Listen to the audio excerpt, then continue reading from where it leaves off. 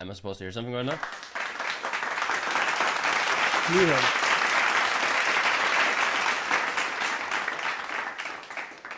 That was amazing. Yeah, welcome, Unlucky. What's up, man? Yeah, I saw the Alliance fans clapping in the comments. Dude. So, we're like 2 weeks away now from what they're saying is going to be the biggest ALGS event so far. Your road and Alliance's road to getting there has been very good. You've had an excellent year of competition. As part of everybody tweeting about the new year and looking back on 2024, you said that joining Alliance has changed your life so much. I just wondered what other things that have maybe surprised you about the experience. Did you expect to be so successful and have such a good year when you joined, or has it maybe exceeded your expectations? I mean, I always expect to have a upcoming good year, to be honest, because joining Hakis and Effect was, well, as I already said, an truly good thing for me to happen this year. But of course I didn't expect to win EWC and then afterwards also get third place. So I obviously did not expect that. I was very happy in LA. I got finals, right? So I was very happy, But yeah. And I think one of the things that really stands out about this year is how much you've personally improved as a player. Fantastic statistics, right at the top of kill leaderboards, be it Europe events or be it international events. What about the team? What about joining Alliance? What has improved the most in your game since you joined the team to help you be so successful this year? I would say I would play a really supportive role in the team, and I would bring vibes. I think that was the lacking in the team maybe. What they have left before. But I think mainly vibes, yeah, supporting effect on front line, refragging. Now it's a bit changed with meta wise. Going into champs, it's a bit different. There's not much fragging support role going on. It's kind of meatballing, right? You have to just be together. So the roles are kind of thrown away right now a little bit, I feel like. But that's what I originally joined for, just to be support for effect. And then in terms of your individual gameplay, the way you've been performing, what do you think has improved the most about your gameplay in the last year? Where do you think you've really made some progress? I would say confidence, to be honest. I was lacking a lot of confidence before, and that weakened me a lot, especially in the previous lands, right, with Vex. Have weakened me a lot individually, right? But behind the scenes with the team, obviously as well, Hakis and Effect are both really good individual players and confident players, would obviously help me a lot to be confident in myself, right? So I would say confidence, 1%, yeah. Was it a big change when you joined Alliance and you started playing? Obviously, the last time we spoke was before you played a LAN really for Alliance. It was right at the beginning of the Split 1 playoffs. What has it been like, competing for a team that maybe has higher expectations, is very heavily invested in the game, has very established players, a big organizational structure, fans, a booth at the LAN? How different is it to have all that structure around you? I would say for sure, I was first, obviously very nervous, I would say, going also in the first LAN, right? Filling Yuki's shoes is not an easy task to do. A lot of people, I felt were watching me, the unlucky just came from a LAN, 40th place before that, right? Going to LAN, and Hakis never missed the finals either, so I was kind of going into the back of my head. I don't want to be the first to not making finals then with them. All these thoughts, just going through me. And just trying to fill in the same time Yuki's shoes, right? It's not an easy thing to do. So yeah, it was a lot of stress for sure for the first 2-3 months I joined Alliance, I would say. Even qualifying for D-LAN was already stressful, right? They were back then in the top 12, top 13. And yeah, that was already stressful back then, so... Yeah, I'm glad you mentioned the 40th place because I definitely wasn't going to. But from that 40th place, within a year, you were lifting the trophy at a $2 million, the first ever Esports World Cup Apex Legends event. Obviously, yeah, a crazy amount of progress, a crazy sort of switch up in your career. What did it feel like when you won that tournament? What was sort of the thoughts going through your head? Honestly, I don't remember the actual thoughts of in the moment. I was just honestly truly happy. I was just happy everything worked out right. I was always working hard towards my goal. I always wanted to win a LAN, right? And even after the 40th place, right, it was not out of sight. I always just want to grind, even get better, right? I would even say the top 40 was a necessary thing to happen, like a Canaan event, I would say, to maybe even tell myself more what I really want to achieve. So yeah, it was just incredible, to be honest. Like the experience, it was just full of happiness, right? Even with a good team. So yeah, it was just incredible. And then winning, obviously, Apex doesn't really have that many LAN winners compared to other esports. Where obviously the first, several were won by basically the same team. When you win a LAN, then you're moving, not too far after moving into the ALGS split two playoffs in Mannheim. Is it different heading into a LAN when you've been so successful in the previous one? When you obviously won the last major tournament, does it change how you approach? Does it change how you feel about it, or was it kind of business as usual? I would say it definitely changed for me a lot, I would say, because going into Mannheim without Effect, right, was not an easy thing for me either, again, because I tried to fill a lot the fragger role, but I wasn't really confident in myself because I'm not really the playmaker myself, right? So I had struggled with that, and but gladly I had Tyler there as well, right, to help me with the fragging part. So yeah, but I think the LAN win before gave me as well a lot of confidence that I can do this even without the fact, right? Like I try to show the world we can still do that. And yeah, it worked out, right? Almost won again. Just unfortunate the Hakis incident on the save line, but it's okay. I'll forgive him. See, he always carries me to the perfect spot, so it's okay. Yeah, I wanted to ask you about that. Obviously, you were playing in a slightly different role. Obviously, Tyler, you've obviously got a good history with Tyler all the way back from when you competed and you were banned. And you've been very on and off with playing with Tyler, but you had the second most kills in that tournament. Were you, or I guess I should ask, what did that do to your confidence? I know you just obviously won a major tournament, but when you had to step into Effect's shoes and play a different role, and you were the second best player at the entire tournament in terms of kills, only behind Waltzy, what did that do for your confidence that, okay, even though maybe you prefer the more supportive role, that you are also very much a world-class fragger when you need to be? Honestly, I was just happy to prove myself. Like I would not say I'm a really really good fragger. The thing is, like, I'm a decent fragger. I'm a decent support. I'm a decent anchor. Like I am really good, good in this case for all roles.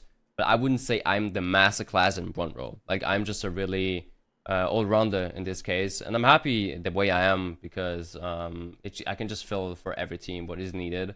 And I'm happy I have Effect in my team, so he can just fill the fragging role because he does a really good job in that, and it takes a lot of confidence and discipline as well to just keep it up and just keep fragging. So it was definitely good for me in Mannheim to have this amount of kills and the individual performance I had, but I'd rather be a support role. So yeah. Would you say that your performance, I know obviously Effect wasn't there, but he will be in Sapporo. Do you think that has taken some of the pressure off Effect, that he knows that, it isn't just on him to be the fragger to get those kills, that you are obviously very capable of, contributing and chipping in? Maybe if he's having a bad game, which I know is obviously very rare for Effect, but happens to everybody.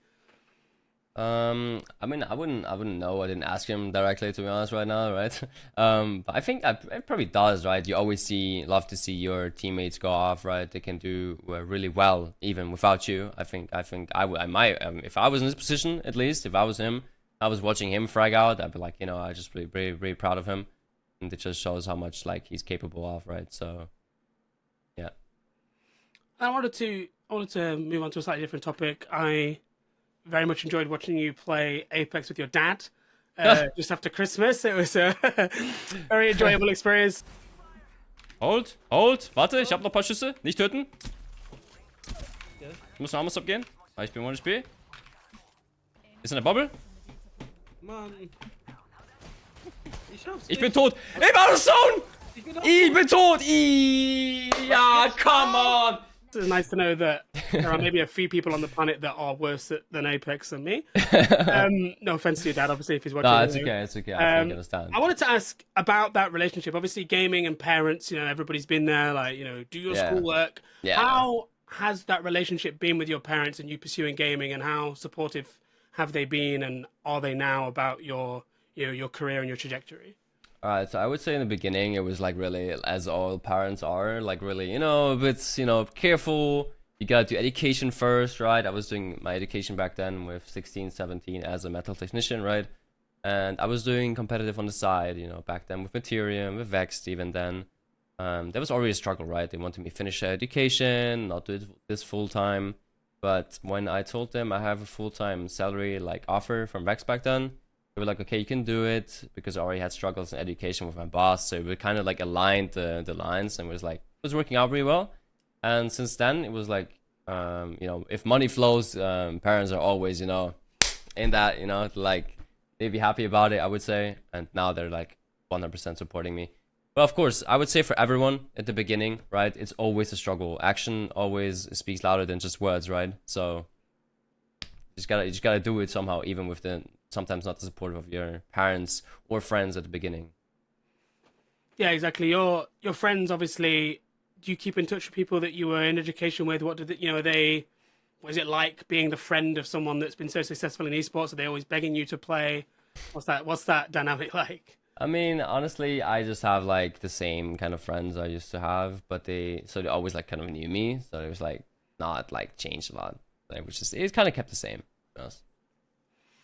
Do your parents like watch you play? Like if you're in a pro league, are they like downstairs watching you on the telly? Have they been to any of the LAN events that you've competed in? Yeah, they're watching the Pro League days usually. Like they're only watching like only tournament days, obviously, not streams, something randomly. But they've been to a LAN, yeah. They've been in the Mannheim LAN, right? They been even broadcasted in Mannheim, I'm pretty sure. But they were interviewed. That was really nice. But they were also really, really supportive for me in the Mannheim LAN, so I was really happy they were there.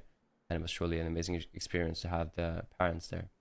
How much of a difference does it make that your parents are, you know, so supportive that they're watching, that if you have a terrible day, they'll get it, right? They'll understand that maybe you didn't play very well that day, or you played amazing that day and you want to, you know, tell them about it. What is it like that they are so supportive? I mean, I would just like my dad. He just like tries to make me happy. You know, he's trying to understand the game, right? Mannheim, he was a bit new to experience of Apex, really. So he was just trying his best to understand and just make me happy, even if something goes well, not well, right? Win a bracket in went so good, 2 points or something, I think, yeah. Was not really great. But they're just trying to keep me happy, I would say. Just like, you know, chin up, go again, I guess. So that's just a good thing to have. Any chance that your dad's your emergency sub for champs? Yeah, I don't think so. I don't think that's gonna happen. I would love him to come to Japan, but he just doesn't like flying that much, you know, like it's a long travel, so Yeah, definitely a very long travel, and we know he loves a Valkyrie. I also, you know, yeah. I see what you did there. I actually watched the VOD. I saw that. I want to ask also on the topic of family is obviously Alliance has, you know, very much a family structure. You know, obviously there is a very vocal fan base, especially when the tournaments are in Europe. You've obviously been, you know, to Japan before and had, you know, huge support over there, and I would expect that you'd be very well supported when we get to ALGS Championship in Sapporo. Yeah. What is it like having, you know, a fan base, a support, and when you're playing, when you're competing, you know, does that make a difference? Do you notice that people are in chat? Do you notice people in the crowd, or are you kind of, you know, super locked in on the game?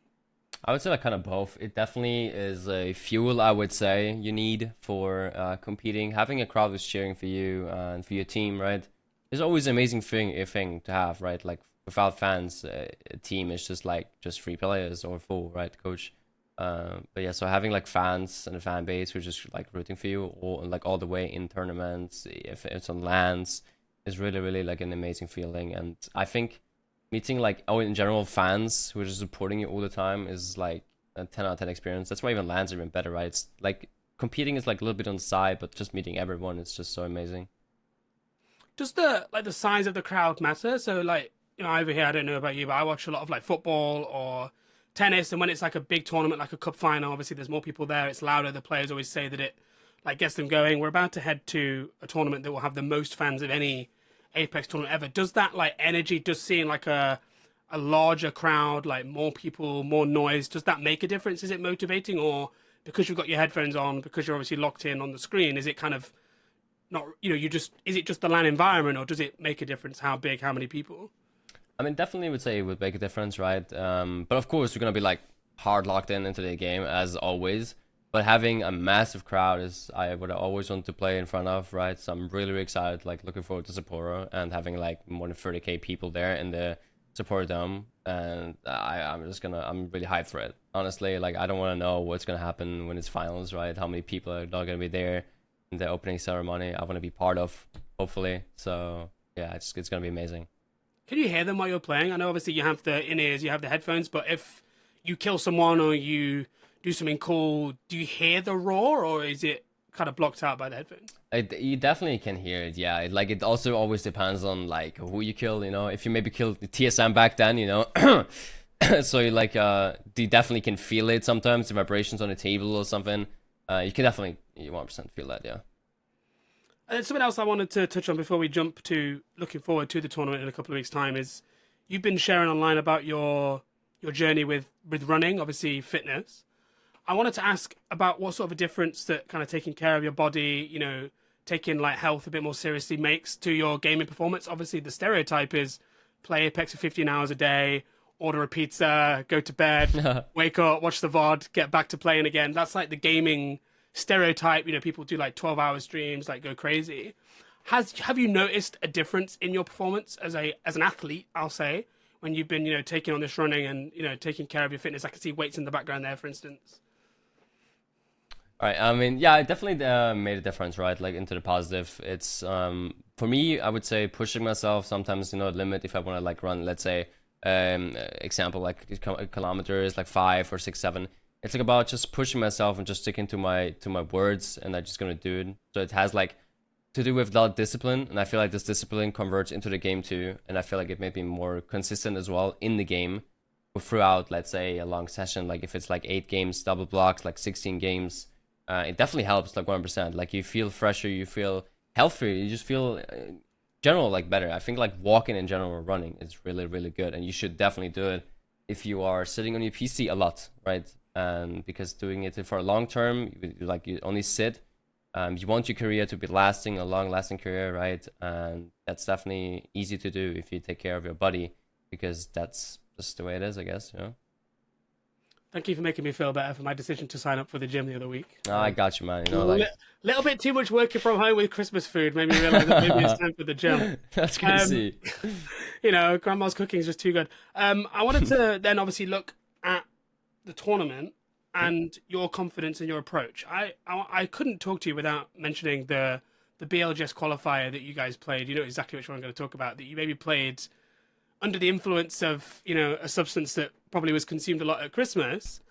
I wanted to ask, first of all, whose idea was that? Where did it come from? Who suggested it? Who was the instigator? But also, if that was a sign of how confident you guys are about your abilities and that you can, you know, let loose a little bit in these situations, and you guys know that you are in really, really good form right now. Honestly, I'm not gonna name any names, you know, like, it was a team decision to do that, right? To drink the apple juice in this situation. Very good, very good. Yeah, it was, I don't know why, honestly, why we did it. We were already qualified to the finals. I think we just wanted to have a little bit of fun, I would say. We won like one game with like, I don't know, like 15 kills, 18 kills, and we were like just screaming and everything. I feel like it didn't influence at all. Like it didn't influence at all. Like we always played the same. We did the same things. We said the same things. We screened the same.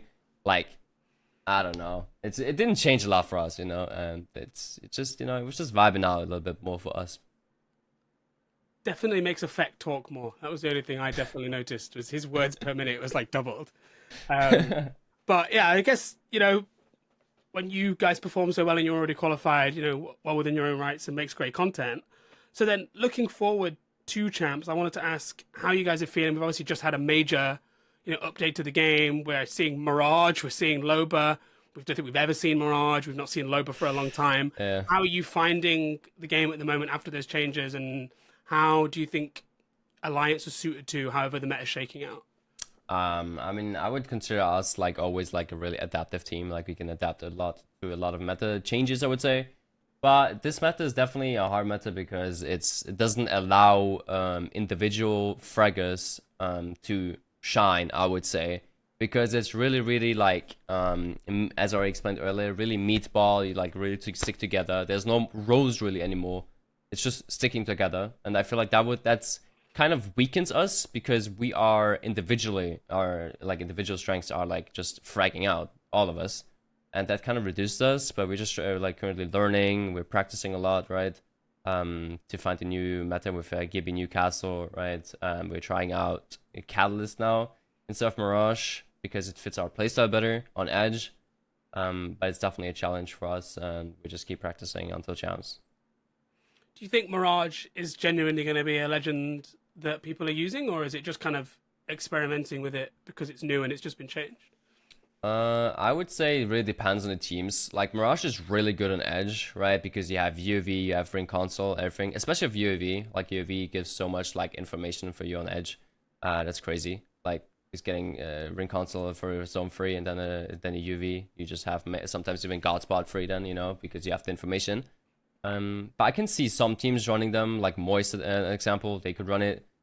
We maybe will still run it. It depends how we like it. But I don't think it's not gonna be the majority of teams. I think it's just gonna be if max like three teams in one lobby have like Mirage, honestly, because his kit itself is just not strong. Like his fighting kit in a 3v3 is just like, yes, you can go invisible, but that's like pretty much it. Like it doesn't help much the team. That's why not everyone picks the character currently. And then I also wanted to ask about the new Accelerator weapon mechanic. Obviously, we've seen that come to Car, Scout, and Nemesis. I wondered how impactful you're finding that. Do you think that it makes those weapons like must-haves? Have you found yourself really leaning towards those weapons now since the change, or is it not really making a huge difference to what weapons you pick up? Well, for me, honestly, it didn't make much difference because I've always been running Nemesis. But the thing is, with the accelerator guns, it changed now. It forces you kind of like running Nemesis over Hemlock, because why would you pick up a Hemlock if you have an accelerator gun like Nemesis? Same example to why would you pick up a Longbow if you can pick up a G7 who's accelerated, right? I feel like it forces a kind of a gun meta, and you don't have so much freedom because like the accelerator gun's like just so much better, right? Like getting like the ult back like that, the evo damage, it's all that stuff, right? Missing out on that is like would be just stupid, right? So it's just definitely if they rotate these accelerator guns like per season, they could definitely make like other guns like meta then, right? Like they could put it on, I don't know, like maybe Volt or stuff like that. They could like just change it to meta guns. Overall, you think though it's a good hop up? You like having it in the game? It's interesting. Yeah, definitely, yeah.